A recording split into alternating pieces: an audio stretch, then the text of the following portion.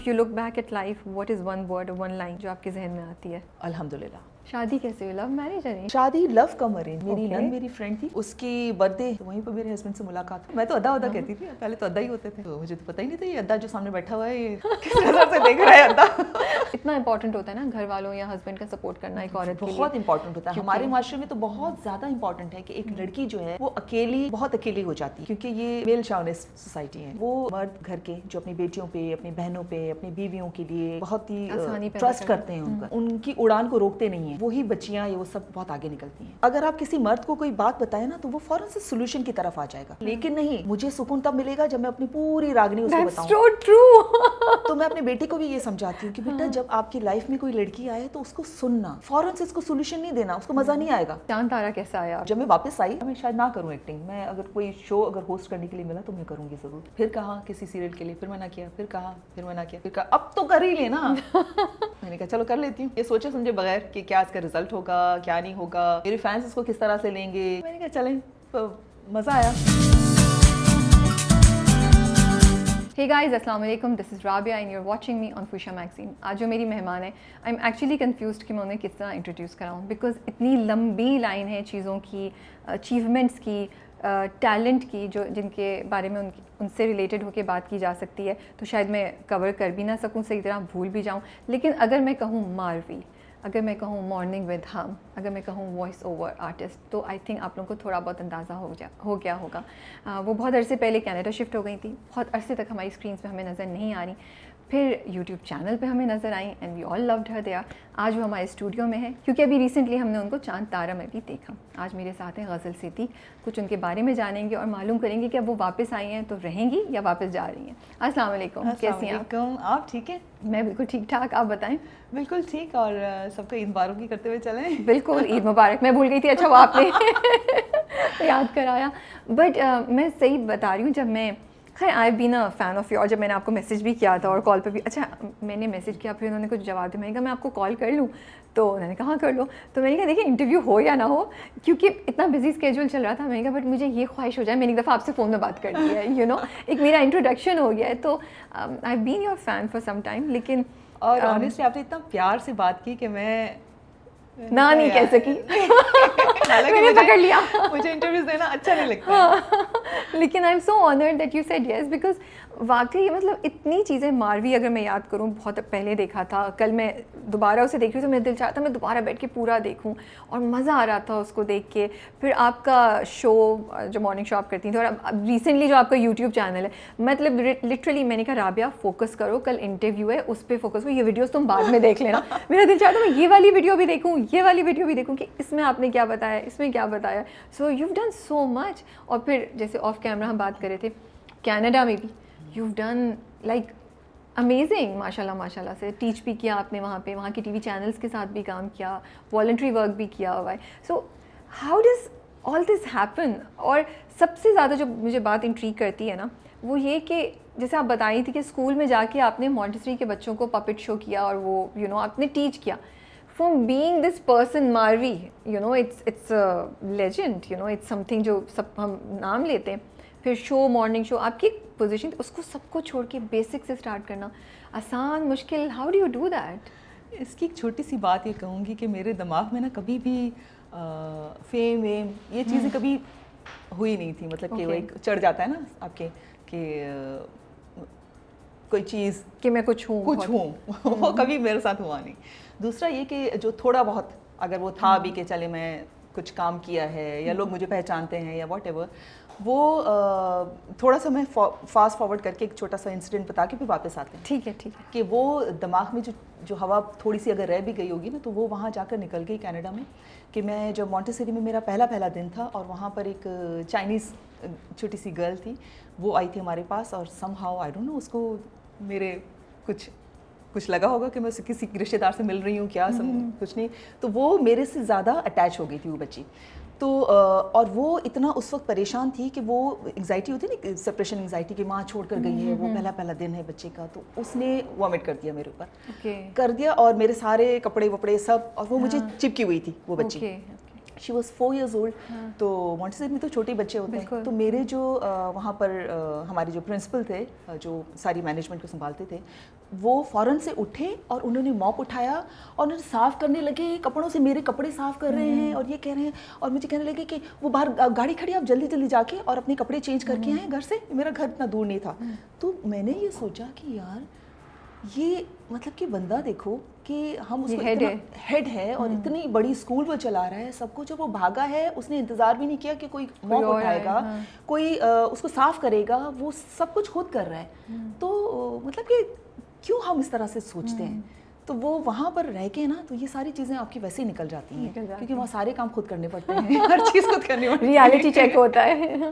But ये आपने बात बिल्कुल सही कही है, बाहर यही होता है, बगैर वो किसी शर्म और झिझक के उठते हैं और वो काम करते हैं जिसको हम ऑनेस्टली ऑफ लेबर है वहाँ पर। हम सोचेंगे एक दफ़ा, हम सोचेंगे हमारे पास बहुत क्लास सिस्टम है, बहुत ज़्यादा हम चीज़ों में फंसे हुए हैं। तो आप बिल्कुल भी नहीं फंसी थी कभी भी, because that's another thing that really inspires me about you, कि जितना मैं जान रही थी आपकी पॉजिटिविटी, आपका आउटलुक एट लाइफ, मैंने कहा यार मतलब आप हमेशा मुस्कुराती हैं, पॉजिटिव बात करती हैं, ये बहुत बड़ी बात होती है कि कुछ भी आपके आसपास हो रहा है, नेगेटिव है, जैसा भी है, आपने उसको अपने अंदर या अपनी बातों में उसको नहीं शो किया। आपसे बात करके एक सुकून, एक आपको एहसास होता है कि यार उम्मीद है दुनिया में। पता नहीं, मेरी मदर से आई है, मेरी मदर बहुत पॉजिटिव इंसान थी। अच्छा। मेरी अम्मी ने बहुत सारा अपनी ज़िंदगी में टाइम सोशल वर्क में गुजारा। Okay. At the same time she was very like एक उनका एक पर्सनालिटी ऐसी थी कि मुझे याद तो नहीं है, मैं बहुत छोटी थी when my father passed away, I was very young. तो लेकिन मैंने सुना है अपने भाई बहनों से कि मेरी अम्मी साड़ी वाड़ी पहन के ना, पहला जो वो सिनेमा में जो शो होता था, वो प्रीमियर शो जो होता है, वो अम्मा बाबा दोनों मिलके साथ जाते थे देखने के लिए। तो उस टाइप की थी, लेकिन उसके बावजूद भी इतना वॉलंटियर वर्क करना, इतना लोगों के साथ टाइम गुजारना, और हमारे घर में बचपन में जो हमारे जो हेल्पर्स होते हैं, काम करने आते हैं, हम उनको बिल्कुल अपने घर के मेंबर्स की तरह डील करते थे। मतलब हमें ये इजाज़त ही नहीं होती थी कि हम उनके साथ लाउड होके बात करें या हम उनके साथ कोई बदतमीज़ी करें या कुछ करें। लाइक वो हमारी खाला, पुफी, चाची, उनके ऐसे लोग होते थे, साथ बैठ के खाते थे सब। तो शायद ये चीज़ें ये बहुत फर्क से आती हैं, आई डोंट नो। सही कह रही हैं। और उसके बाद फिर मेरे हस्बैंड इज माशाल्लाह very very positive person. Okay. उनका मेरी लाइफ पे बहुत ज़्यादा इम्पैक्ट छोड़ा है उन्होंने। उस पर भी हम आते हैं। ये बताएं कहाँ से बिलोंग करती हैं आप? मैं बिलोंग इसी दुनिया से करती हूँ। चल, इस दुनिया में आने के बाद कहाँ से, किस एरिया में पैदा हुई थी आप, कहाँ पढ़ा लिखा है? Basically I am a old Karachiite. Okay. हमारी जो फैमिली है, सुना मैंने ये है कि वो 400 साल से कराची में आबाद थी। वाओ। यानी कि बहुत पुराने, ओके। पाकिस्तान बनने से पहले कराची में काफ़ी पुराने। सो बैकग्राउंड सिंधी है आपका? कराची की सिंधी। कराची की Sindhi. I was born here. मेरी सारी एजुकेशन कराची की रही। उसके से कॉलेज से पढ़ी हुई? VSHS। ओके। अच्छा। तो और मतलब मुझे समटाइम शौक होता था कि गांव की लाइफ कैसी होती है। हम लोगों की ज़्यादा ट्रैवलिंग होती थी हैदराबाद तक, वहाँ मेरी खाला रहती थी, तो वो हम वेकेशन पे चले जाते थे छुट्टियों में और वहाँ से आते थे। अदर देन दैट मैंने कोई गांव की लाइफ का कभी एक्सपीरियंस नहीं किया। लेकिन लोग अज्यूम करते हैं आपके बारे में, है ना? इसलिए कि मैं सिंधी ड्रामों में आती थी, तो वो शायद समझते हैं कि सिंधी ड्रामों में जो काम करता है वो यकीनन इंटीरियर से बिलोंग करता होगा, तो मे बी। बट माशाल्लाह से अच्छी बड़ी फैमिली आपकी, 9 बहन भाई, 7 सिस्टर्स, तो एक हंगामा, हल्ला गुल्ला, बड़ा मज़े का माहौल होता होगा। लेकिन कौन आ रहा है कौन जा रहा है कुछ पता नहीं, लड़ाइयाँ दोस्तियाँ सब चल रहा होगा। हाँ, लेकिन वहाँ पर फिर मेरे साथ ये हुआ कि मेरे सारे जो सिबलिंग्स हैं उनका और मेरा बहुत ज़्यादा एज डिफरेंस है। मतलब मैं सबसे आखिरी वाला फुल स्टॉप जो होता है ना, आप छोटी हैं सबसे? सबसे छोटी, आई एम द यंगेस्ट। तो मेरा बचपन मेरी भांजियों के साथ, मेरे भतीजियों के साथ, भतीजों के साथ गुजरा है। मेरी बहनें जो है ना, वो हमें कचरा पार्टी करके बिल्कुल अलग कर देती थी, तो बच्चा पार्टी अलग हो जाओ। तो उनके साथ मेरा एक बहुत प्यारा रिलेशनशिप है। लेकिन उसके बावजूद मैं जो बहुत दिल से करीब है ना, वो मेरे भांजे और भतीजे। तो वो तो आप फेवरेट खाला, फेवरेट फुप्पो होती होंगी, आप उनकी पार्टनर क्राइम होती होंगी। हाँ, लेकिन वो फुप्पो वो है ही नहीं, वो नाम भी लेते हैं। हाँ, ओके। हाँ, मेरा ओके, चलिए, वो वाला रिलेशनशिप है। ओके। तो ड्रामे की तरफ कैसे आना? नहीं, उससे पहले पूछूंगी, मुझे ये पता है कि आप बचपन में मिमिक्री का आपको बहुत शौक था, घर आते थे जो लोग आप उनका नकल उतारती थी और अम्मा को बोलती थी आज वो आई थी तो ऐसे बोल रही थी। ये ओवर द टाइम आपने डेवलप किया या पता चला एक दिन कि हाँ यार ये तो मैं कर सकती हूँ और फिर मज़ा आने लगा इसको करने में? नहीं, ऐसे ही बंदा बैठा होता है ना, फन करता है तो कोई चाहता था तो मैं उसकी नकल उतारती थी। अच्छा, इस वजह से नहीं उतारती थी कि कोई मजाक उड़ाने के ख्याल से नकल, इस तरह से उतारती थी ऐसे जैसे कोई आके यूं ही बात कर रहा है ना, यूं करके, तो उस तरह से बात करना शुरू कर दिया। तो उस पर मैं डांट बड़ी खाती थी अम्मी की कि मतलब कि अच्छी बात नहीं है, लेकिन वैसे ही निकलता था वो अंदर से। जैसे मेरे जो बड़े भाई हैं, सबसे बड़े, तो वो मुझे कहते हैं कि तुम्हारी बचपन की वीडियोस मेरे पास पड़ी हुई हैं। वो प्रोजेक्टर होता था, उन पे वो वीडियोस बनाते थे मेरी, तो मैं कोई हाथ में कोई चीज़ पकड़ के ना, छोटी सी थी, सबके इंटरव्यूज़ करती थी। ओह वाह, अच्छा तो ये बचपन से है भाई? अब मुझे तो नहीं पता कि मेरा क्या प्रोफेशन होगा, क्या करूँगी मैं। इमेजिन, तो वो चीज़ें जो है शायद आगे चल के मेरे अंदर कुछ था, ये मिमिक्री करती थी मैं, तो फिर मुझे थोड़ा सा कोई वे आउट मिला, कोई मौका मिला, तो मैंने वॉइस ओवर्स करना शुरू कर दी। उसमें फिर वो बहुत ही, उन्होंने देखा कि ये तो आवाज़ें भी बना लेती है, तो मुझे डिफ़िकल्ट रोल्स देते थे। कोई कमर्शियल्स बनते थे जिसमें कोई अजीब गरीब आवाज़ें निकालनी होती थी, वो करती थी मैं। तो बहुत सारा काम किया उसमें। तो कॉलेज में काफ़ी ड्रामों में आपने हिस्सा लिया होगा? नहीं, कॉलेज में कुछ नहीं किया। कॉलेज में बिल्कुल आप इस स्टेज या थिएटर या ड्रामा में, डिबेट्स, स्पीचेस? स्कूल में मैं करती थी, एक आध शो की मुझे याद पड़ती है, फेयरवेल हुआ था कोई, उसकी कंपेयरिंग की थी। इतनी ज़्यादा मैं एक्टिव नहीं थी। Okay. I am a very shy person, बहुत रिजर्व और शाय हूँ मैं बेसिकली अंदर से। लेकिन अब ड्रामा में आने के बाद तो थोड़ा चेंज आ गया होगा? हाँ, टीवी पे इंटरेस्ट यकीनन आया होगा। ओके, अब ये टीवी तक का सफ़र कैसे आया आपके पास? बाय द वे, मैं आप लोगों को एक बात बताऊं, वो सब लोग जो समझ रहे हैं कि पहला सिंधी ड्रामा था कोई जिसमें आई थी गज़ल, तो ऐसा नहीं है। पहली अपीयरेंस टीवी पे आपकी कहाँ थी, कैसे थी, ये किस्सा सुनाएं। वो मैं एक्चुअली उसको एज एन अपीयरेंस ही काउंट करेंगे। मैंने भी अपीयरेंस ही बोला है, मैंने एक्टिंग नहीं बोला। मतलब कि एक्टिंग कुछ नहीं थी वो मेरी, ना ही वो मेरा अपना फैसला था, वो मुझ पर मुसल्लत किया गया था। ये बड़े मजे का किस्सा है, अभी ये बता रही, मैंने कहा वाकई क्या, रियली? अच्छा बताएं। एक प्ले था सायरा काज़मी साहिबा का, धूप किनारे, द फेमस धूप किनारे, जिसमें सायरा, राहत काज़मी और मरीना खान थे।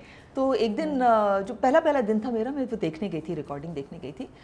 उस प्ले की नहीं देखने गई थी मैं, वैसे टेलीविज़न स्टेशन का कोई चक्कर मेरी फ्रेंड ने कोई किया था, उसको ऑर्गेनाइज़ किया था। उसने कहा था 3-4 फ्रेंड्स तो चलना है। अब मैं घर में छोटी होती थी तो वो थोड़ा सा रिस्ट्रिक्शंस होती थी, तो मेरी बड़ी बहन भी मेरे साथ चली, मैं भी चल रही हूँ, चलें भाई। तो वहाँ पर सायरा काज़मी की रिकॉर्डिंग से बाहर एक बंदा दौड़ता दौड़ता आया, बिल्कुल ही वो परेशान हालत में, और उसने कहा कि कोई लड़कियाँ चाहिए, हमें लड़कियाँ चाहिए, वो लैब कोट कहाँ है, लैब कोट, आ जाए अभी आ जाए। सबको जो है ना, हमें 3-4 को जो भी खड़े हुए थे उन सबको बुलाया, जल्दी लैब कोट पहनाया। हमें समझ ही नहीं है कि हो क्या रहा है। चल भाई, छोटा सा शॉट है बस। और उसमें शॉट किया था। अच्छा, आपका नाम? तो मैंने शायद अपना नाम बता दिया उसमें कुछ। तो ये चक्कर हुआ था कि वहाँ सोचने का मौका ही नहीं दिया गया कि आपको जो है वो करना है। मरीना खान की दोस्ती बने हुए थे आप लोग? नहीं, हम लोग वो स्टूडेंट्स बने थे। हाँ, जिसको वो डॉक्टर्स जो है वो पढ़ा रहे, कुछ मुझे तो याद भी नहीं अब सही तरह से, लेकिन उस तरह का वो सीन था। तो ये आपकी पहली अपीयरेंस थी टीवी पे, और फिर उसी कॉरिडोर में आपको मिल गई सुल्ताना सिद्दीकी। तो उन्होंने क्या कहा, कैसे हुआ? उन्होंने कहा मेरा ड्रामा करेंगी। अच्छा, तो आप सिंधी में बात करी थी किसी से? मुझे ड्रामा करनी है। तो मैं बड़ी परेशान हुई, मैं एक्सपेक्ट नहीं करी थी। और वो इतना बंदा यंग और पढ़ रहा है, और एक घूम क्या, किस कॉलेज में थी आप, किस ईयर में? कॉलेज में थी मैं, फर्स्ट ईयर में थी शायद। तो मैंने सोचा ही नहीं था कि मैं कैसे, मुझे तो घर में इंसान पढ़ रहा है, उसको कैसे इजाज़त मिलेगी सब कुछ। लेकिन मैंने छोटे होने के बड़े फ़ायदे भी उठाए हैं घर में। अच्छा। हाँ, क्योंकि मैं सारे लोग बड़ा पैम्पर करते थे, तो उस चीज़ का मुझे बड़ा फ़ायदा हुआ। और सोचती रही मैं पूरी रात कि मैं करूँ ना करूँ, जितनी अकल समझ थी, जितनी वो थी। फिर मुझे लगा कि हाँ, मुझे करना चाहिए, क्योंकि मुझे हमेशा ये होता था मेरी अपनी एक पहचान होनी चाहिए। मुझे कोई, ऑल्दो फादर के नाम से फ़ख्र होता है, कोई आपको पहचाने, लेकिन मेरी अपनी कोई पहचान होनी चाहिए। मुझे कोई ये ना कहे कि मैं इनकी बेटी हूँ, मुझे कोई ये ना कहे कि मैं इनकी बहन हूँ, मुझे ये कहे कि हाँ, इसने खुद ने क्या किया। तो वो शायद एक छोटी सी चीज़ क्लिक करके मैंने सोचा कि हाँ, मैं ट्राई ज़रूर करूँगी, हो सकता है मैं कुछ कर लूँ। तो अम्मी को बताया घर में, सबका मेरी रिएक्शन अम्मी क्या था? Was a big supporter. Okay, मेरी माशाल्लाह, अम्मी थ्रू आउट मेरी ज़िंदगी में, मेरी अम्मी ने मुझे इतना सपोर्ट किया है कि शायद उनके सपोर्ट के बगैर मैं यहाँ तक नहीं पहुँचती। तो जब पहला सीन हुआ घबरा रही थी आप, कैसा गया पहला ड्रामा? हाँ, मुझे रोने का सीन था और पता नहीं कैसे रो पड़ी, अच्छा रो लिया, उसके बाद तो रोने धोने के ही काम करती रही मैं। ओके तो फिर वो ड्रामा किया, फिर और ड्रामों की ऑफर आना शुरू हो हाँ, गई? फिर तो बैक टू बैक, मतलब कि एक सीज़न ख़त्म नहीं होता था और आगे के 2-3 सीज़न के लिए हमें प्रोड्यूसर्स बोल लेते थे बीटीवी के इसके बाद हम मेरा प्ले करना है, इसके बाद मेरी सीरियल करनी है, तो ये सीन था। उसकी वजह से जो है वो ज़ाहिर पढ़ाई भी थोड़ी सी डिस्टर्ब होती है, लेकिन तो कंप्लीट किया आपने ग्रेजुएशन? हाँ, वो तो कर ली, लेकिन हो सकता है कि मैं टीवी में ना आती तो कुछ और कर रही होती, कुछ और कर रही होती। तो लेकिन मारवी कैसा आया आपके पास? मारवी और मारवी within a year, after year के जब आपने स्टार्ट किया उसके एक साल बाद आ गया था? 1 साल के बाद ही नहीं, एक 2 साल, हाँ कुछ तो मैंने किए थे काफ़ी प्लेस टीवी के, उसके बाद था मारवी।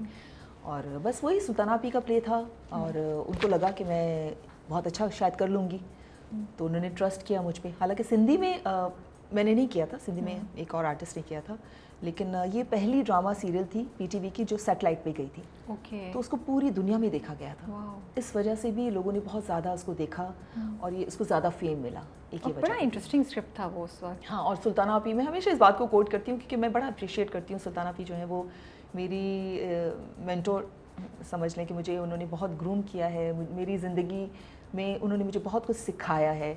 तो जब वो आई मेरे घर पर, अच्छा मैं बड़ी वैसे मूडी हूँ कि मैंने कर लिया, काम कर लिया, बस शौक ख़त्म हो गया। तो मैंने सोचा था मारवी से पहले बस अब बहुत ड्रामे कर लिया, बस शौक ख़त्म हो गया, शायद मैं कुछ और करना चाह रही थी। लेकिन सुल्ताना आपी को लगा कि नहीं, ये एक प्ले मेरा तुम कर लो, और घर पर आ गई उन्होंने। तो और जब तक उठी नहीं, जब तक आपने हाँ नहीं बोली? बिल्कुल नहीं, उन्होंने कहा जाओ कपड़े बदल के आओ मेरे साथ, चलो आप अभी। अब मेरी अम्मी कह रही है ये बहुत बड़ी रिस्पॉन्सिबिलिटी है, इसको लेकर आना, उसको छोड़ना, उसको ये करना, क्योंकि ज़ाहिर है मेरी अम्मी के इतने सारे बच्चे और सबकी रिस्पॉन्सिबिलिटीज़, तो उन्होंने कहा भाई ये हमसे नहीं होगा। तो सुल्ताना आपी ने कहा फिक्र ना करें, मैं खुद इसको पिक करूँगी, मैं खुद इसको ड्रॉप करूँगी घर पे। और हेड्स ऑफ टू हर, वो करती थी। वो और दुरेद दोनों मुझे आते थे रिकॉर्डिंग से, मुझे पिक करते थे, और रात को कितनी देर हो जाए मुझे ड्राइवर के साथ वो नहीं छोड़ती थी, क्योंकि उसने मेरी अम्मी के साथ कमिटमेंट की थी कि मैं खुद उनको ड्रॉप करूँगी। तो खुद मुझे ड्रॉप करते थे दोनों और फिर मुझे पिक करते थे।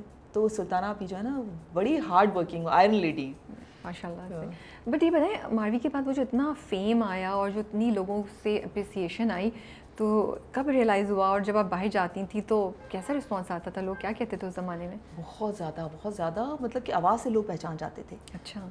मुझे याद है मैं मरी में एक दफ़ा जा रही थी, तो वहाँ पर आवाज़ के ज़रिए पहचाना कि आप मारवी हैं। तो और वहाँ सब मारवी बुलाते होंगे। हाँ, और वहाँ पर जो है वो लोग ऑटोग्राफ लेते थे ना उस वक्त ज़्यादा तस्वीरें ऑटोग्राफ ले रहे थे। तो वहाँ पे एक साइड पे एक फ़कीर बैठा हुआ था, तो वो समझा कि मैं कोई पॉलिटिकल कोई पर्सनैलिटी हूँ, कोई पॉलिटिशियन हूँ, कुछ कोई ऐसी कोई चीज़ हूँ जो जॉब्स भी दिला के दे सकते हैं। तो वो आके कहने लगा कि आप क्या जॉब्स बांट रही हैं, कि कोई काम वाम दे रही है, मुझे भी कोई, मेरा भी मैं बैठा हूँ, देखो मेरा भी कोई काम नहीं चल रहा, मुझे भी कुछ कोई नौकरी वोकरी दिला दो।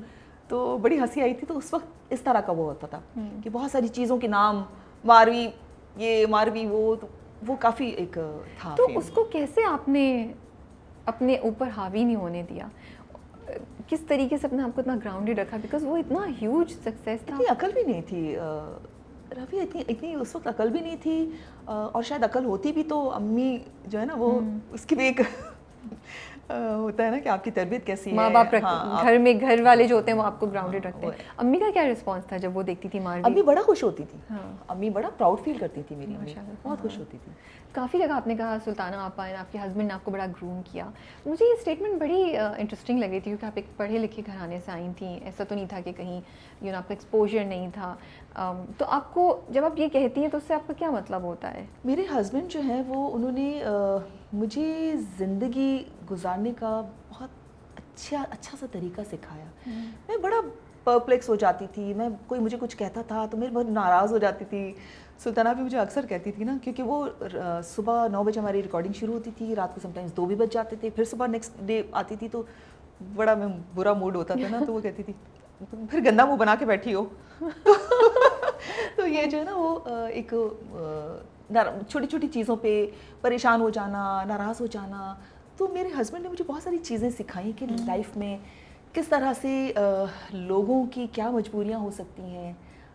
उनके शू में जब पाँव रख के अब बंदा देखता है तो फिर पता चलता है कि उनके क्या प्रॉब्लम्स हो सकते हैं। कि हम तो सिर्फ अपने ज़ाविये से देखते हैं ना, तो मतलब बहुत सारी ऐसी चीज़ें हैं जो मुझे ज़िंदगी में बहुत काम होने में, एक पॉजिटिविटी जो मेरी मदर जो लेके चल रही थी, आई एम वेरी ब्लेस्ड कि मुझे हस्बैंड ने उसको आगे उसको बढ़ाया उस चीज़ को।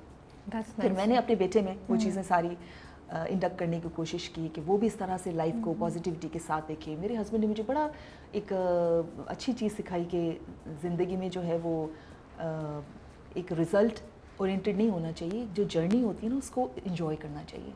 तो यही ये चीज़ तो आपने रही बहुत शायद, काम की बात बोली है। शायद यही चीज़ रही कि मैं कभी रिजल्ट की फ़िक्र नहीं होती है मुझे। शायद कनाडा यही वजह थी कि कनाडा में मैंने बड़ी मुख्तलिफ चीज़ें की और वो हर चीज़ को मैंने इन्जॉय किया।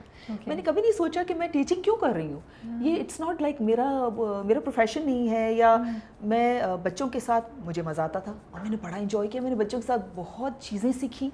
मैंने वहाँ पर बच्चों को जितना शायद सिखाया नहीं होगा उतना मैंने उसे सीखा होगा छोटे छोटे बच्चों से। तो वो जर्नी मैं बस जर्नी को इन्जॉय करती हूँ। ओके, ये आपने बड़ी पते की बात बोली, क्योंकि आई थिंक हम लोग सभी ज़िंदगी में कुछ भी करते हैं ना, तो वो एंड रिज़ल्ट या इससे होगा क्या, इस पे ज़्यादा फोकस करते हैं। ये कैसे करेंगे या इसको करते हुए क्या होना चाहिए, उसको हम लोग भूल जाते हैं। क्योंकि हार और जीत तो नहीं होती है ना, या आप जिसको कहते हैं कि जीत है, तो हार क्या है? हार इज़ अ लर्निंग प्रोसेस। आप उस हार से हो सकता है समटाइम्स आपकी जीत से बेहतर हो वो हार, कि आपने उसने आपको इतना कुछ सिखाया।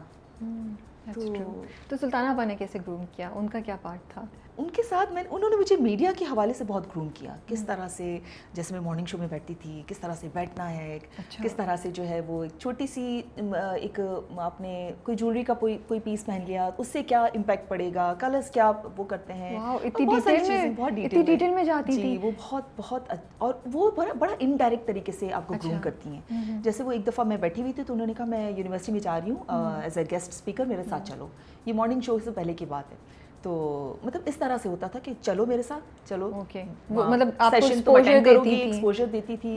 वहाँ पर जो है वो किसी ने सवाल किया कि मीडिया को आप लोग जो है वो क्यों गोरी गोरी क्रीम्स दिखाते हैं, आप लड़कियों में कॉम्प्लेक्सेस पैदा करते हैं कि वो गोरी लड़की ही एक अच्छी लड़की है, बस उसी की शादी होनी है, तो आप लोग दूसरी चीज़ों को क्यों प्रमोट नहीं करते। अच्छा, सुल्ताना आपकी बहुत सारे सवालों के जवाब दे रही थी। आई डोंट नो, समहाउ मैंने कहा सुल्ताना आप ही मैं जवाब दूँ ऑन बिहाफ ऑफ हम टीवी, अब जो भी जिस प्लेटफॉर्म से आप हैं। तो उन्होंने कहा हम टीवी, तो हाँ उसी को शुरू हुआ था। तो सुल्ताना आपी ने कहा हाँ। तो मैंने कहा कि भैया सिंपली ये तो डिमांड एंड सप्लाई का काम है, आप डिमांड क्यों करते हैं ऐसी लड़कियों की, ये तो आपका कसूर है, आप पढ़ी लिखी लड़कियों की डिमांड करें। आप गई और आपने सुना, और मैंने जो किया वो सारे लोग तालियां वालियां बजाई। वो लड़का जो है वो बड़ा वो हो गया कि अब तो वो छोटी छोटी चीज़ें जो हैं सुल्ताना आपी पिक भी करती थी।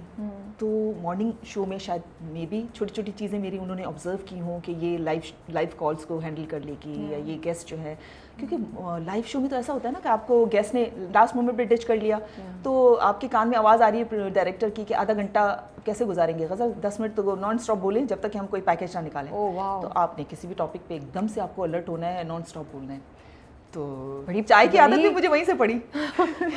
क्यों, कैसे? चाय मैंने कभी नहीं पी थी लाइफ में, लेकिन मतलब हार्डली कभी एक आध दफ़ा कभी पी ली होगी, लेकिन मैं शौकीन नहीं थी चाय पीने की। लेकिन फिर मुझे सबने कहा कि आपने लाइव कॉल्स को वो करना है, आपको बड़ा अलर्ट रहना है, आप चाय पिए। वहाँ पे गुल खान होता था और ढाबे का चाय बनाता था, उसने वो चाय वो वहाँ से लेकर आते थे सुबह सुबह। मैंने पीना शुरू की, वो क्या मज़े की चाय होती थी। बस तब से मुझे सुबह की चाय की आदत पड़ गई। मॉर्निंग शो ने कैसे चेंज किया आपको एज अ पर्सन? बहुत एज अ परफॉर्मर शो से मैंने बहुत कुछ सीखा, क्योंकि हर रोज़ मेरे पास वो लोग आते थे जो अपनी अपनी फील्ड के जो है वो क्रीम होती थी, एक्सपर्ट्स होते थे। आपको हर रोज़ एक नई किताब पढ़ने का मौका मिलता था, उससे सीखने का मौका मिलता था। और उस गेस्ट के बारे में जब आप किसी से इंटरव्यू करते हैं तो ऑब्वियसली आपको उससे पहले पढ़ना पड़ता है, उसकी रिसर्च करनी पड़ती है, सब कुछ। तो उससे इतनी लर्निंग होती है, आप इतना कुछ सीखते हो। मैंने बहुत कुछ सीखा मॉर्निंग शो से।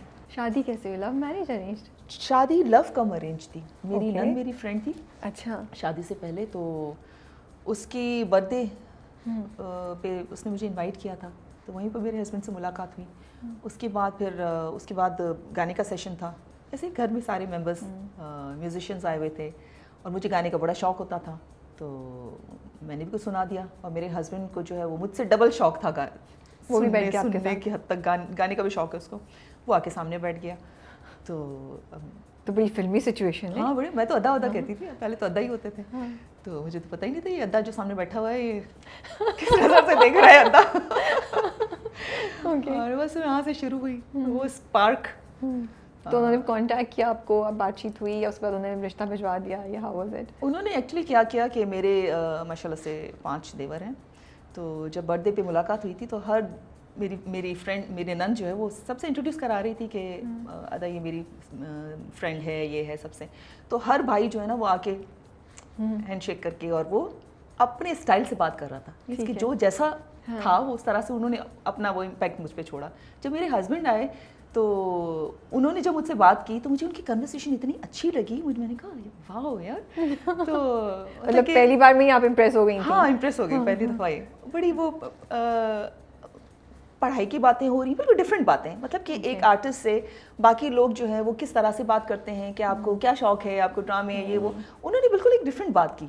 वो भी वहाँ रिसेंटली शायद आए थे PhD करके अपने स्टेट से, तो उसने तो मेरा ड्रामा ही नहीं देखा था, तो उसको तो पता ही नहीं था मैं कौन हूँ। तो उसने अपनी बिल्कुल डिफरेंट तरह से बात की, मुझे बड़ा अच्छा लगा कि यार ये कितनी मज़े की पर्सनालिटी है इसकी, कितनी अच्छी बातें कर रहा है। तो बस इस तरह से वो ससुराल में मेरा आना जाना होता था मेरी फ्रेंड के हवाले से। तो आसान था, कोई जालिम समाज नहीं था? जालिम समाज बीच में थोड़ी सी, हर चीज़ आसान नहीं होती इतनी, लेकिन ये है कि शॉर्ट करके कि वो फिर शादी हो गई हमारी। ओके। थोड़ी मुश्किलात हुई? थोड़ी क्योंकि फैमिली में थोड़ा सा ये था कि मे बी वो थोड़ा सा टाइम अभी लेना चाह रहे थे, और मेरे हस्बैंड वाले जो है वो हस्बैंड मेरे जल्दी चाह रहे थे शादी, और तो बहरहाल फिर किसी इंटरव्यू में बहुत लंबे किस्से ठीक है, सही।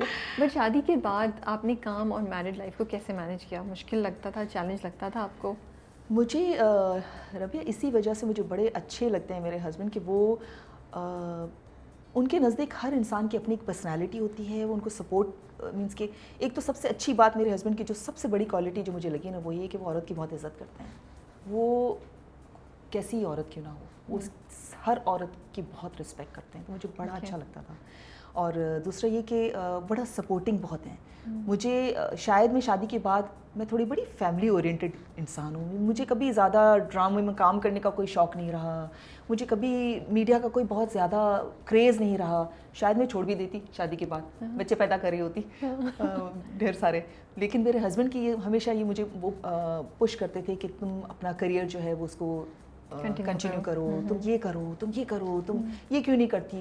इतने सपोर्टिव रहे हर चीज़ में, मेरे लिए कभी कोई लाइफ में कोई प्रॉब्लम रही नहीं किसी हवाले से कि बच्चे को कैसे मैनेज करना है, क्या करना है, वो इस तरह से होता था। बिकॉज ऑफ दैट आपने आसानी से, बहुत आसानी के साथ। So, इतना इंपॉर्टेंट होता है ना घर वालों या हस्बैंड का सपोर्ट करना एक औरत के लिए, बहुत इंपॉर्टेंट होता है। हमारे माशरे में तो बहुत ज़्यादा इंपॉर्टेंट है कि एक लड़की जो है वो अकेली, बहुत अकेली हो जाती है जब तक कि उसका, क्योंकि ये मेल शॉविनिस्ट सोसाइटी है, मेल डोमिनेटिंग सोसाइटी है, तो उसमें ये होता है कि आपको कोई सपोर्ट ज़रूर चाहिए होती है, अपने बाप की, भाई की, हस्बैंड की, बेटे की, किसी न किसी की चाहिए होती है ज़रूर सपोर्ट। तभी वो हम सब शायद इसीलिए काम कर रहे हैं।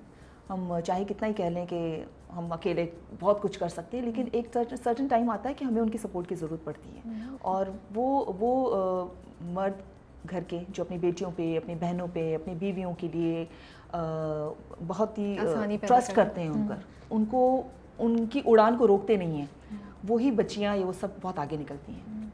बट इतना एक्सपीरियंस है माशाल्लाह से आपका, मैरिड लाइफ का भी, वर्क का भी, आप लड़कियों को क्या एडवाइस करेंगी कि एक दो चीज़ें, बिल्कुल उन्होंने आपको बहुत सपोर्ट किया, लेकिन आपने ख़ुद भी तो, आपकी भी एफर्ट होगी, तो जो लड़कियां इस वक्त काम भी कर रही हैं, करियर को भी कर रही हैं फॉलो, और उनकी शादी हो गई है, क्या दो तीन चीज़ें आप बोलना चाहेंगी कि वो अच्छे तरीके से बैलेंस कर सकें या मैनेज कर सकें, या क्या आसानी, देखिए होना चाहिए चीज़ें जो, मैं कोई उस लेवल पे तो हूँ नहीं कि मैं किसी को मशवरा दे सकूँ, लेकिन ये है कि बैलेंस लाइफ में बहुत ज़रूरी होता है। जैसे मैं जब बेटा मेरा हुआ तो मुझे लगा कि मुझे थोड़ा सा अपने करियर को मैं करना भी चाहती थी, वो थर्स्ट भी मेरी रहती अगर मैं काम ना करती, और मैं मैनेज कर रही थी। लकीली मेरे हस्बैंड इस तरह से थे। बहुत सारी ऐसी होती हैं जो सिंगल मॉम्स होती हैं, बहुत सारी ऐसी लड़कियां होती हैं जो बड़ी मुश्किल हालात में काम करती हैं, उनका घर से निकल के ऑफिस तक पहुंचना ही एक बहुत बड़ा जहाद होता है उनके लिए। तो बस लेकिन ये है कि नेवर गिव अप, अपना काम करते रहें,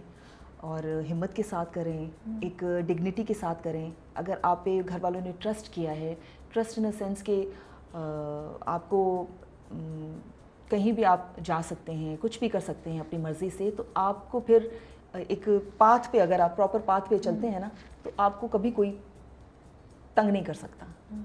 अगर आपने अपनी पर्सनैलिटी में इतनी स्ट्रॉन्ग है ना, तो फिर आपके लिए मुश्किलात इतनी ज़्यादा नहीं रहती, आप उसको करते जाते हो, उसको क्रॉस।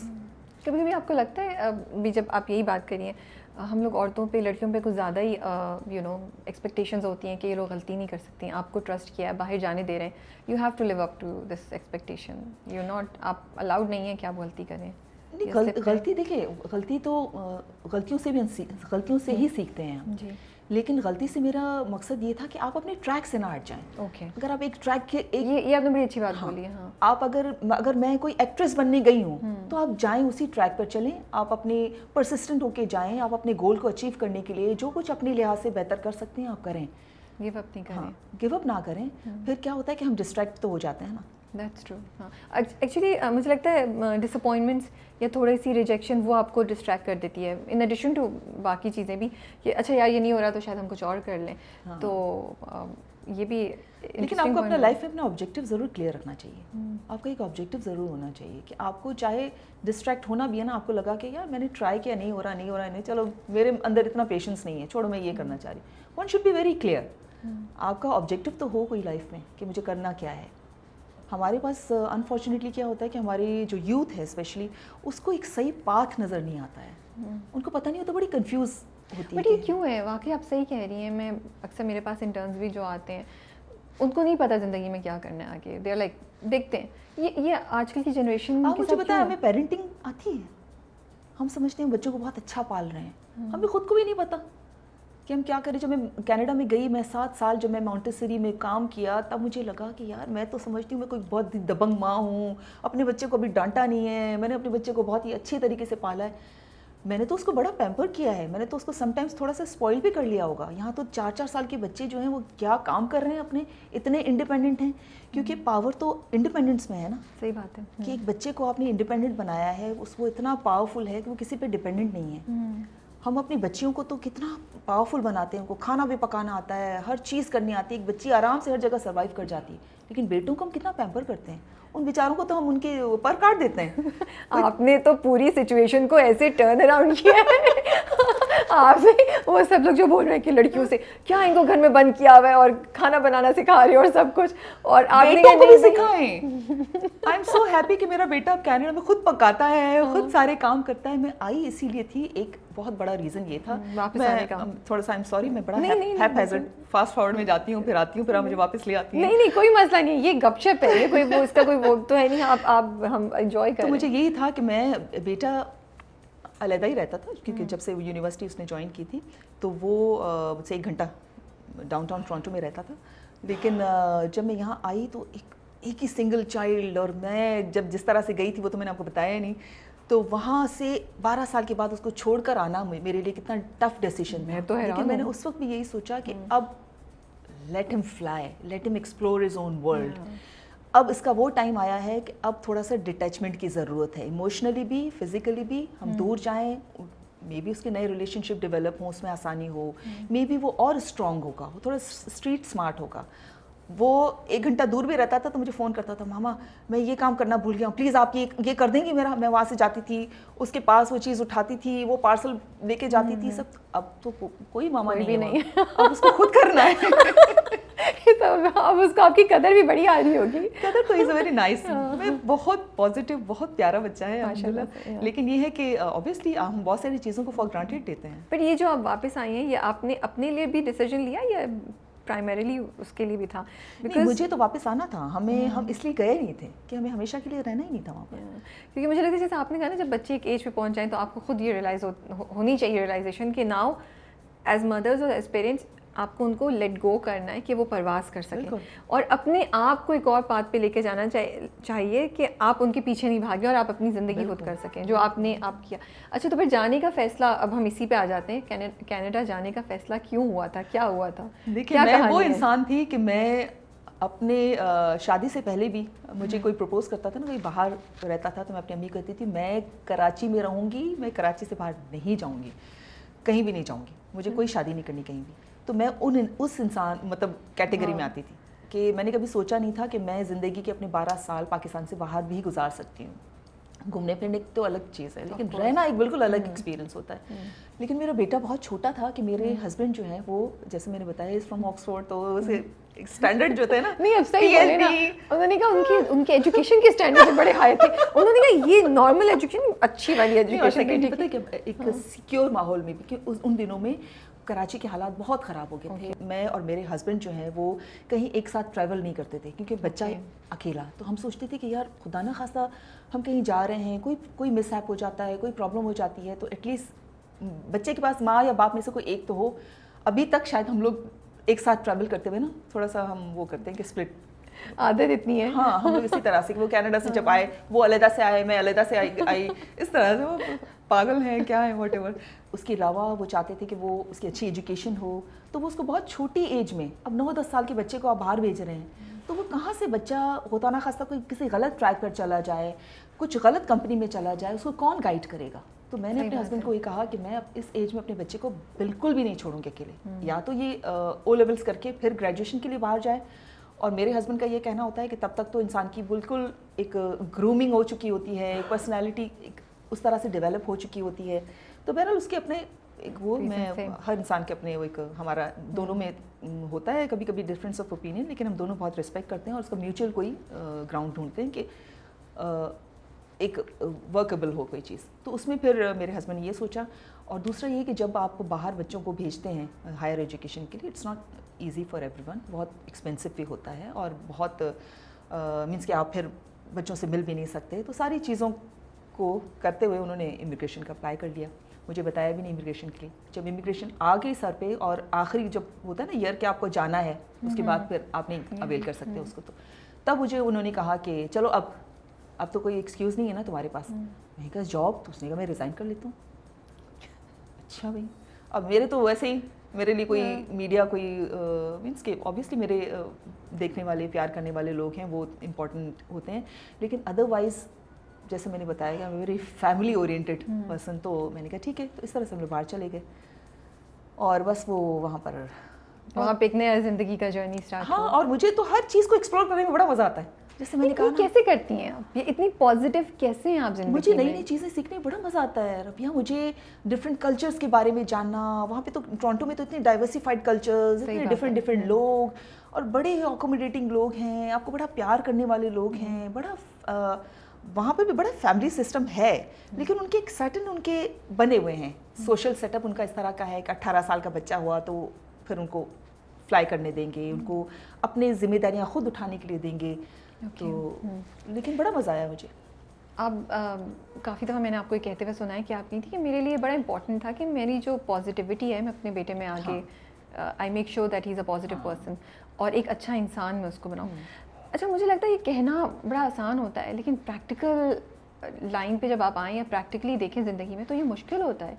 एक इंसान है जिसको आप जिसकी परवरिश कर रहे हैं, कुछ आप शेयर कर सकती हैं कि कैसा एक्सपीरियंस था, क्या चीज़ें आपने की या क्या आप करती थी जिससे यू मेड श्योर कि आपके बेटे में शुक्रगुजार, 2 वर्ड्स आपने बोले, शुक्रगुजारी और पॉजिटिविटी, ये दोनों चीज़ें आपकी ज़िंदगी को इतना आसान बनाती हैं। Exactly, that's why I want to know कि पेरेंट्स या मदर्स जो सुन रही हैं क्या कहेंगी? क्योंकि मैं हमेशा उसको ये सिखाया है मैंने कि तुम किसी चीज़ के लिए इंटाइटल्ड नहीं हो।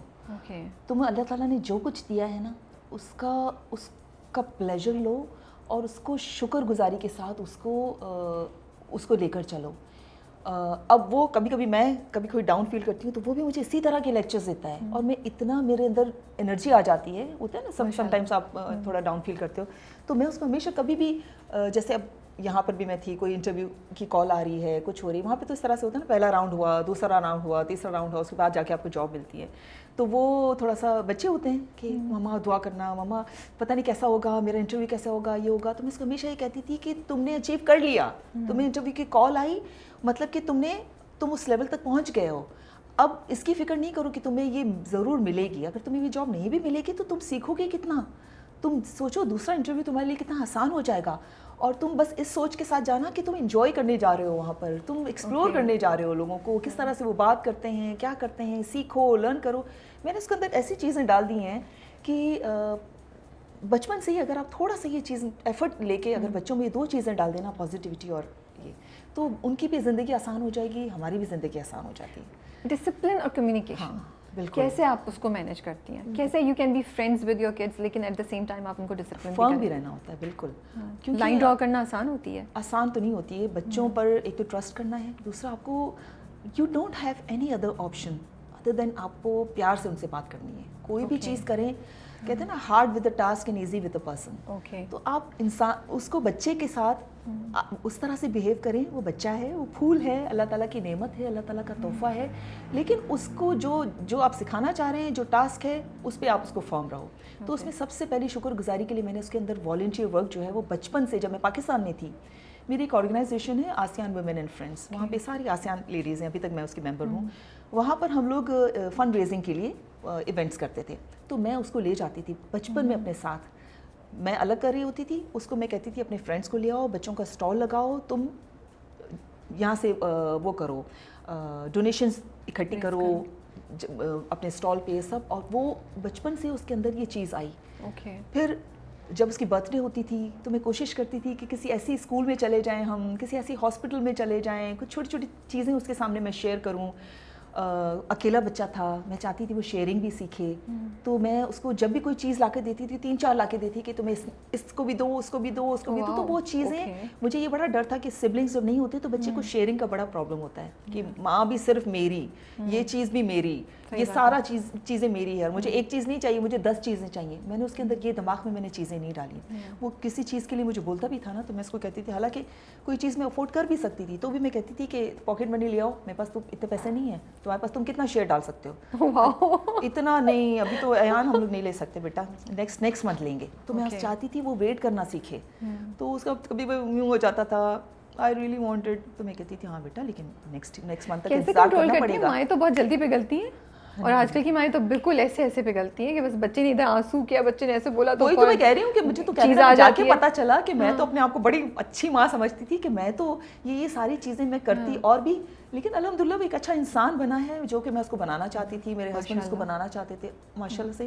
तो एक अच्छा इंसान तो हो ना, जो लोगों की कदर तो करे, इंसानों की तो कदर करना जाने वो। तो अब उसके अंदर वो चीज़ें आ गई हैं कि मामा मुझे वहाँ जाना है। अब माशाल्लाह से उसको अपनी स्कूल जहाँ से पढ़ा है वहाँ पे एज अ गेस्ट स्पीकर बुलाते हैं, यूनिवर्सिटी में बुलाते हैं, हेल्प कर रहा होता है, यूनिवर्सिटी के स्टूडेंट्स को कर रहा, तो मुझे ये बड़ा अच्छा लगता है कि।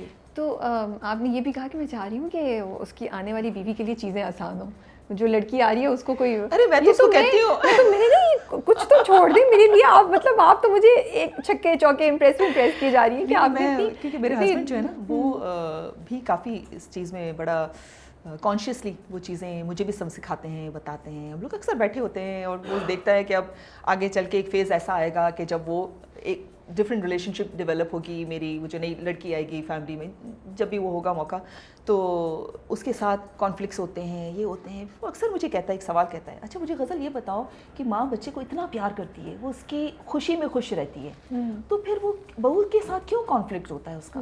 वो जब बेटा उसके साथ खुश रहना चाहता है, उसके साथ अच्छा टाइम होता है, तो वो क्यों, उसको क्यों अच्छा नहीं लगता? तो मैं कहती हूँ ऐसी तो कोई माँ नहीं होगी इसको अच्छा नहीं लगता। तो कहता है तुम मुझे बताओ। मैं कहती अच्छा बस मुझे नहीं, ये मेरे दिमाग में चीज़ें नहीं डालो, मुझे बड़ा अच्छा लगता है वो जहाँ भी रहे खुश रहे। तो वो भी बड़ा कॉन्शियस होता है। मैं भी अपने बेटे को कहती हूँ बेटा आप जो है ना, वो जब भी मैं बैठी होती हूँ तो मैं उसको समझा रही होती हूँ कि लड़कियाँ जो है ना उसके बहुत मूड स्विंग्स होते हैं। आपको पता है मेरे भी होते हैं, ये होते हैं। फिर मैं अपनी मिसालें देखे ना, आज ये हुआ, पापा ने ये कहा, वो कह रहा था और मैं जो यूँ किया, मैंने वो किया। तो कहते हैं हाँ अच्छा, तो उसको पता चले कि आगे जो है वो चीज़ों को उसी तरह से ले। एक बड़ी अच्छी किताब है, अगर आप लोग पढ़ें, मैं ज़रूर रिकमेंड करूँगी, men are from Mars and women are from Venus. वो अगर आप पढ़ें तो आपको पता चलता है कि औरत की क्या साइकोलॉजी होती है, वो अपने हस्बैंड से क्या चाहती है, मर्द क्या चाहता है अपनी वाइफ से क्या चाहता है, वो किस तरह से। अगर आप किसी मर्द को कोई बात बताएं ना तो वो फ़ौरन से सोल्यूशन की तरफ आ जाएगा। वो कहेगा कि अच्छा ये प्रॉब्लम है ना, अच्छा इसका ये सोल्यूशन निकल तुम्हें मिल जाएगा, मेरे हस्बैंड भी ऐसे ही करते हैं। मेरे को रागनी अपनी सुनाऊंगी ना तो कहेगा अच्छा एंड रिजल्ट ये है ना, अच्छा तो कल ये हो जाएगा, तुम्हें ये सॉल्व हो जाएगा। लेकिन नहीं, मुझे सुकून तब मिलेगा जब मैं अपनी पूरी रागनी उसको That's बताऊं। so true. तो मैं अपने बेटे को भी ये समझाती हूँ कि बेटा जब आपकी लाइफ में कोई लड़की आए तो उसको सुनना, फौरन से इसको सोल्यूशन नहीं देना, उसको मजा नहीं आएगा। वो फिर भी सुनाएगी उसके ना वो एक रह जाएगी उसके दिल में कि हाँ इसने तो मुझे टाइम ही नहीं दिया, सुना भी नहीं, मुझे नहीं चाहिए। So ये मुझे इम्पोर्टेंस नहीं देता, ये थॉट आ जाती है। इन चीज़ों को अगर समझें, छोटी छोटी चीज़ों को, तो अभी भी बहुत सारी गलतियाँ हम करते हैं, बहुत सारी खामियां हैं हम इंसानों में, लेकिन ज़िंदगी थोड़ी आसान हो जाती है फिर। That's true. गज़ल, आपकी अम्मी सिंगल पेरेंट थी? No no not at all, no. आपके फादर की बहुत अरसे पहले डेथ हो गई? मेरी अम्मी सिंगल पेरेंट हाँ ऐसे थी कि मेरे फादर की डेथ के बाद। That's what I meant, you know. तो यू फील कि उस वजह से जिस तरीके से उन्होंने आपकी परवरिश की, या आपके ऊपर उस चीज़ की आपकी पर्सनालिटी पे कोई असर हुआ? छोटी छोटी चीज़ों की वैल्यू जो आप करती हैं, जो इतनी पॉजिटिविटी है, वो भी इस सारे प्रोसेस का हिस्सा था? वो बड़ी स्ट्रॉन्ग औरत भी थी। मुझे तो ये लगता है कि मेरे भाई बहनों को जब उन्होंने बाहर भेजा था काफ़ी पहले, तो कैसे वो इतने इतने महीनों पहले तो ये व्हाट्सएप और ये सब चीज़ें नहीं होती थी। वो बस दुआएं करती थी अपने दिल को मजबूत करके कि उसके लिए ये बेहतर है, मतलब कि वो सोचती थी हमेशा कि बच्चे के लिए ये बेहतर है कि बच्चा उस माहौल में रहे।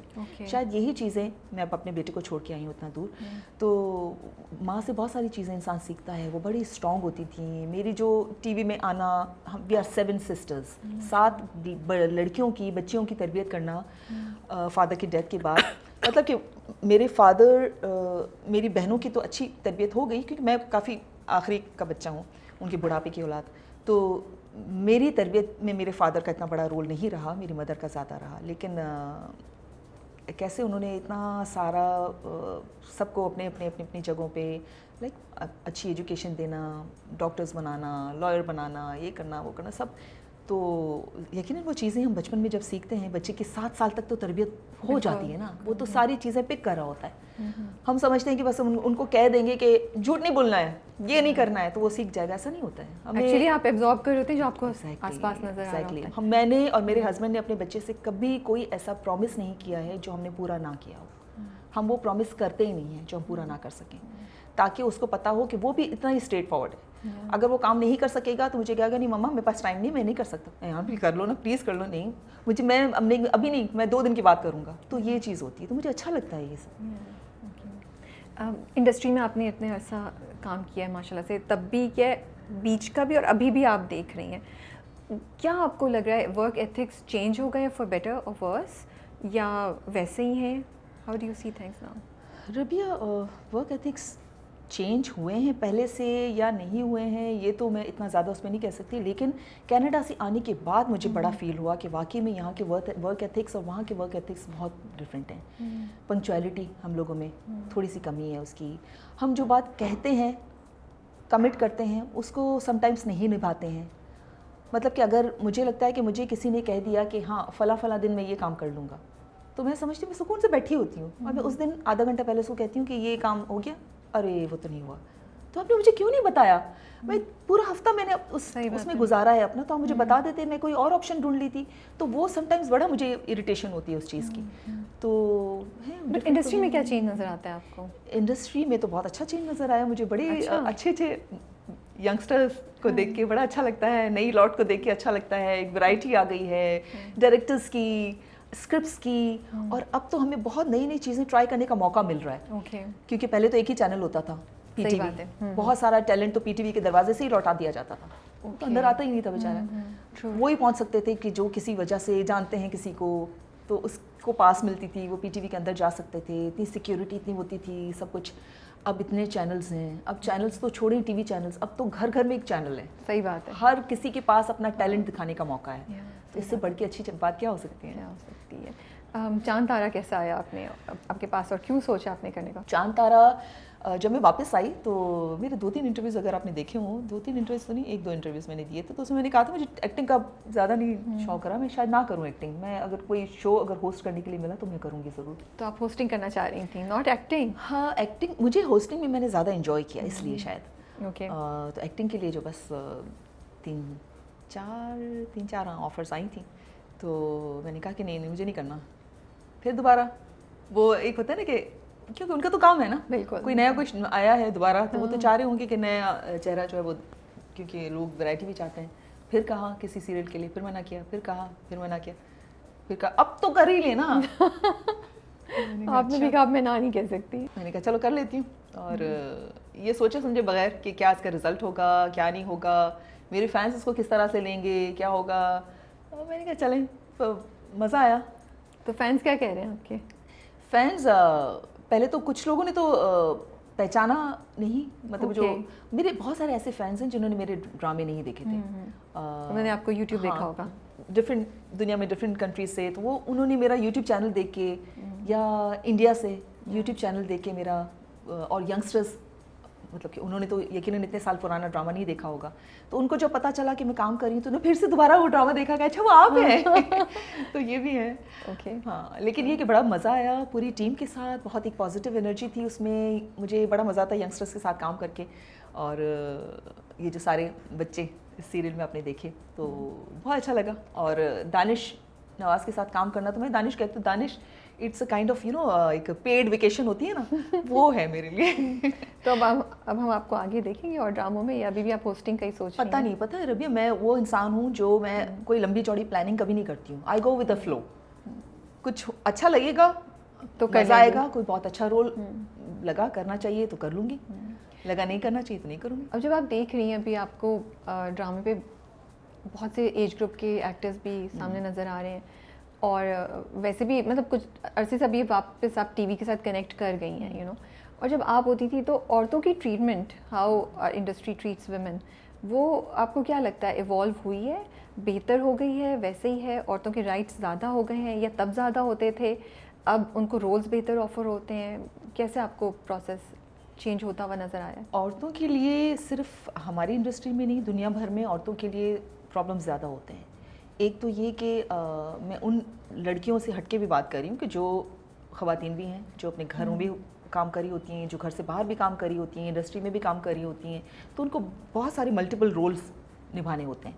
जैसे अगर फ़र्ज़ करें कि अगर मैंने रिस्ट्रिक्ट कर दिया किसी को कि मैं सर्टन आवर्स के बाद काम नहीं करना चाहती हूँ, क्योंकि मुझे पता है अगर फॉर इंस्टेंस मेरे बच्चे होते छोटे, या मेरे घर में बहुत सारे मेंबर्स होते, तो मुझे होता कि भाई मैं इतने बजे घर चली जाऊँ, क्योंकि मुझे उनको भी टाइम देना है, मुझे अपने हस्बैंड को भी टाइम देना है, सब करना है। तो वो उनके लिए थोड़ी सी ज़िंदगी वैसे ही डिफ़िकल्ट होती है हर जगह दुनिया में। हमें अपने आप को ज़्यादा प्रूफ करना पड़ता है हर चीज़ में, मल्टीटास्कर होना पड़ता है। लेकिन इंडस्ट्री में तो, इंडस्ट्री भी आम प्रोफेशंस की तरह है। आप जिस तरह से जिस चीज़ को लेते हैं, आपको वैसे ही लोग मिलते हैं, आपको लोग वैसे ही लेंगे। आप अगर चाहेंगे कि उनके साथ मेरा रिलेशनशिप इस तरह का हो तो इस तरह का ही होगा। अगर आप चाहेंगे कि नहीं, मैं जो मैं हूँ, मुझे वैसे ही रहना है, मुझे ज़रूरत नहीं कुछ आगे काम लेने की वजह से मुझे कुछ सोशलाइजिंग ज़्यादा करनी है, मुझे अपनी नेटवर्किंग ज़्यादा करनी है, it totally depend on you. Okay. तो लोग तो हर जगह एक तरह से होते हैं, पता नहीं क्यों इंडस्ट्री को क्यों इतना, क्योंकि वो सबको नज़र आती है, बिकॉज उसके साथ क्रिटिकल ज़्यादा होते हैं लोग, उसके साथ कुछ परसेप्शन ज़्यादा अटैच्ड हैं लोगों की। लोग ने थोड़ा स्टीरियोटिपिकल किया हुआ है ऑडियंसेस ने, लोगों ने जनरली।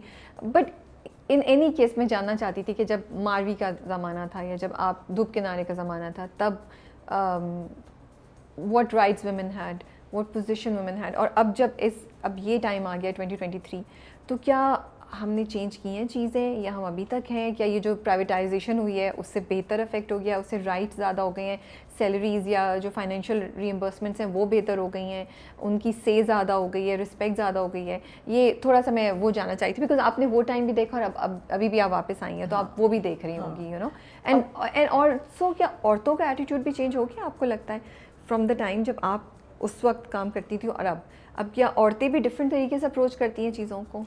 मैं अगेन वही कहूँगी कि सिर्फ मीडिया नहीं, मैं ओवरऑल बात करूँगी कि सोशल मीडिया के बाद दुनिया बदल गई है, दुनिया सिमट गई है, हमें इतना एक्सपोजर मिला है, आपके फिंगर टिप्स पे हर चीज़ आपको मिल रही है। आप अब ऐसा नहीं कि मैं पाकिस्तान में बैठी हुई हूँ तो मैं यूरोप का एक्सपोजर नहीं ले सकती। आपने यूट्यूब पे हज़ारों वीडियोस देखे हैं, आपको हर चीज़ का पता चल जाएगा, आपको लगेगा आप वहाँ घूम कर आ गए हैं। तो अब तो ज़िंदगी बहुत मज़ेदार सी हो गई है। एट द सेम टाइम वो इट डिपेंड्स कि आपने उसका यूज़ करना है, मिस यूज़ करना है, वट एवर टोटली आप पे है। वो कहते हैं ना कि आपने what ever I have said, ये मैंने तो कह दिया, बट ये मेरी रिस्पॉन्सिबिलिटी नहीं है कि आपने उसको समझा हाउ डू यू कैसे? Take that, Yeah. आपने उसको कैसे परसीव किया है। मैंने तो वो तो आप पे डिपेंड करता है ना। दैट्स ट्रू, तो that's true, to some extent that's true. चांद तारा में सोशल मैसेजेस बहुत ज़्यादा हैं, जॉइंट फैमिली सिस्टम पे बहुत बात कर रहे हैं वो, एंड बड़ा अच्छा मैसेज दे रहे हैं। आई थिंक थोड़ा बीच में हम लोग कहीं भूल भी गए थे, तो they are bringing those values back and you know showing के अच्छा। मुझे इंटरेस्टिंग चीज़ लगती है कि उन सब लोगों के अपने मसले हैं आपस में, अपनी अपनी ज़िंदगी में, लेकिन आपस में टॉक्सिसिटी नहीं है। हम कोई साजिश जिठानी को देवरानी के अगेंस्ट या नंद के अगेंस्ट या यू नो बड़े भाई को दूसरे भाई के अगेंस्ट या वो करते हुए नहीं देख रहे। बच्चे भी यू नो उनकी अपने अपने इश्यूज़ हैं, they are having challenges in their life. तो ये मुझे बड़ा पॉजिटिव मैसेज उस ड्रामे का लगता है। बट जनरली आपको भी क्या लगता है सोशल ये जो जॉइंट फैमिली सिस्टम का, जॉइंट फैमिली का जो सिस्टम है हमारी सोसाइटी में, वो अब ख़त्म होता जा रहा है, रहना चाहिए या हमें भी इवॉल्व होना चाहिए? जैसे अभी आप कनाडा से आ रही हैं तो 18 पे बेटे को आपने तो भेज दिया, यहाँ तो हम सोच भी नहीं सकते 25 या 30 पे भी शायद ना निकालें बेटों को, यू नो। तो how do you see that? मुझे तो पर्सनली अगर पूछे ना, ऑनेस्टली मुझे जॉइंट फैमिली सिस्टम बहुत ज़्यादा अट्रैक्ट करता है। ओके मैं समझे वो तारा जो है ना, हालांकि मैं तारा तो लिखा है सिंगल चाइल्ड है, लेकिन मैं तो 9 भाई बहनों में पली बड़ी हुई हूँ। हमने बचपन ऐसा गुजारा है कि बराबर में फूफो का घर होता था, उसके बराबर में चचा का घर होता था, उसके थोड़ा 2 गलियाँ छोड़ के मेरी खाला का घर होता था। इस तरह के हम एक ही नेबरहुड में हमने पले बड़े हैं। तो अगर घर पे खाना अच्छा नहीं लगे तो अम्मी ने नखरे नहीं उठाने, अम्मी ने कहा खाना खाना है, जो भी पकाया मैंने, जो ये खाना है तो खाओ, नहीं तो भूखे सो जाओ। क्योंकि उनको पता है भूखा तो कोई सोएगा ही नहीं। तो हम फिर जाते थे चचा के घर में, क्या पका है, कोई मज़े की चीज़ नहीं पकी, अच्छा फूफो के घर जाते थे। तो ये हम तो इस तरह से पले बड़े हैं। तो मुझे तो बड़ा ही अच्छा लगता है। काश मैं तो अभी भी, मतलब कि मैं ऑन कैमरा भी कह सकती हूँ कि मैं तो अपने हस्बैंड को हमेशा यही कहती हूँ कि काश यार तुम्हारी फैमिली सारे ना एक ही मोहल्ले में सबके घर होते।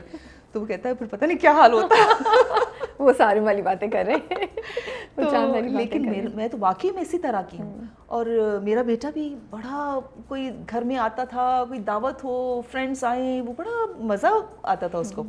तो मैं तो बड़ी फ़ैन हो गई जॉइंट फैमिली सिस्टम की। लेकिन एट द सेम टाइम अब क्योंकि हर कोई अपने एक यूनिट को अपने हिसाब से, अपने विजन के साथ बच्चों को पालना चाहता है, तो समटाइम्स जॉइंट फैमिली सिस्टम में ये होता है कि आपके जो बुजुर्ग होते हैं, क्योंकि उसमें बड़ा पेशेंस चाहिए होता है। सही बात। साथ रहने के लिए बहुत आपको सब्र, तहम्मुल चाहिए होता है। आपको जब हम ये देखते हैं ना कि हम तो अपने बच्चों को 8 बजे सुलाना चाहते हैं और वो दादा दादी के पास बैठा हुआ, वो देखो वो तो उसको मीठी चीज़ें खिला रहे हैं, हम तो उतना वो बच्चों को रोकते हैं, इनके दांत खराब हो जाएंगे। तो फिर उसमें बैलेंस करना बड़ा मुश्किल होता है।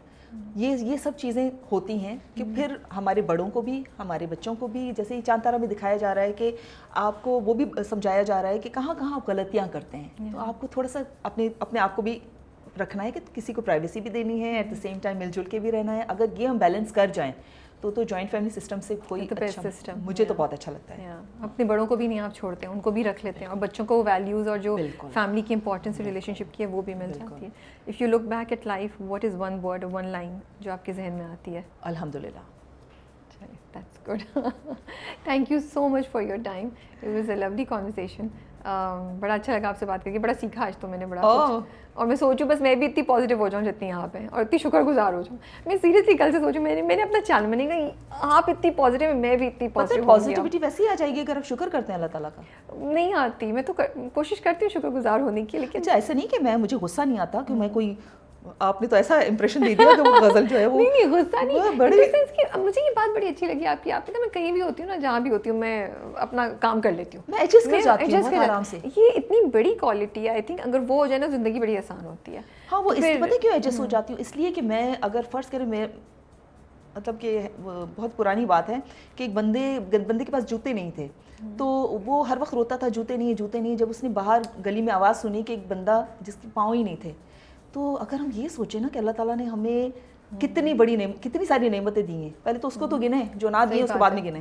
सही बात है। तो फिर तो हम तो मतलब कि अपना सर ही नहीं उठा पाएंगे। कोशिश करती हूँ, लेकिन फिर भी वो जब वो एक अटैक आता है ना नाशुक्रीपन का, तो थोड़ा सा सुख होता है यार।